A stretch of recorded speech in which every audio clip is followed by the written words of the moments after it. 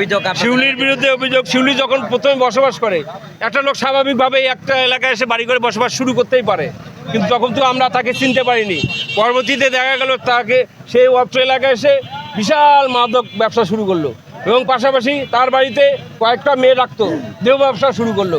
তারপরে যখন এটা এলাকাবাসী দেখতে পারলো, বুঝতে পারলো, প্রথমে 2-4 জন যা প্রতিবাদ করলে তাদের বিরুদ্ধে মামলা করে, যেমন আরিফ ছিল, তারপর শীতল ছিল, অনেকে মামলা করে, তাদেরকে পুলিশের দ্বারা হেনস্থ করে। পরবর্তীতে এলাকাবাসী, নবীনগর এলাকাবাসী, পূর্ব শহর এলাকাবাসী, পরে আমি সেই সময় উপস্থিত, সেই সময় কাউন্সিলে ছিলাম, আমরা সকলে মিলে এটা প্রতিবাদ করি।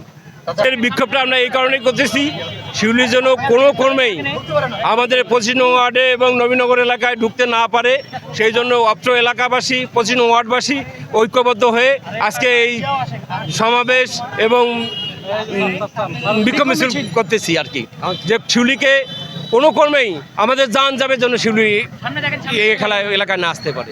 শিউলির বাসা তখন থেকে এ পর্যন্ত ওইভাবেই পড়ে আছে, কেউ দখল করে নাই, কেউ ওখানে থাকেও না, ওই বাসা ওই অবস্থায় পড়ে আছে।